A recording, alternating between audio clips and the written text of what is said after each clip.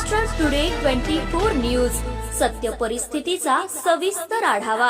सत्ता कोणाच्या हाती, विजयाची पताका कोण फडकवणार, जनता कोणाच्या गळ्यात टाकणार विजयाची माळ, जनतेचं मत कोणाला, संपूर्ण महाराष्ट्रातील महानगरपालिकेतील संपूर्ण आढावा आपणासमोर पहा फक्त महाराष्ट्र टुडे मराठीवर।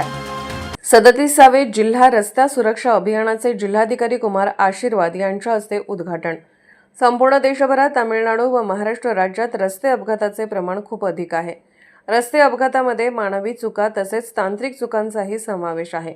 तरी सर्व प्रकारच्या वाहन चालकांनी परिवहन विभागामार्फत करण्यात आलेल्या वाहतूक नियमांचे काटेकोरपणे पालन करण्याचे आवाहन जिल्हाधिकारी कुमार आशीर्वाद यांनी केले।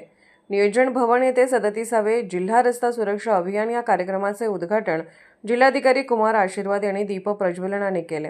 यावेळी महापालिका आयुक्त सचिन ओंबसे, मुख्य कार्यकारी अधिकारी कुलदीप जंगम, पोलीस आयुक्त एम राजकुमार, पोलीस अधीक्षक ग्रामीण अतुल कुलकर्णी, अधीक्षक अभियंता सार्वजनिक बांधकाम शामराव कुंभार, प्रादेशिक परिवहन अधिकारी गजानन नेरपगार, कार्यकारी अभियंता मनोज ठाकरे, पोलीस उपायुक्त शहर गौहर हसन, उपप्रादेशिक परिवहन अधिकारी विजय पाटील, उपप्रादेशिक परिवहन अधिकारी अकलूज अमरसिंह गवारे, सहाय्यक प्रादेशिक परिवहन अधिकारी आसिफ मुलानी तसेच अधिकारी कर्मचारी, मोटार ड्रायव्हिंग स्कूल संघटनेचे पदाधिकारी, रिक्षा चालक मालक संघटना पदाधिकारी व इंजिनिअरिंग कॉलेजचे विद्यार्थी उपस्थित होते।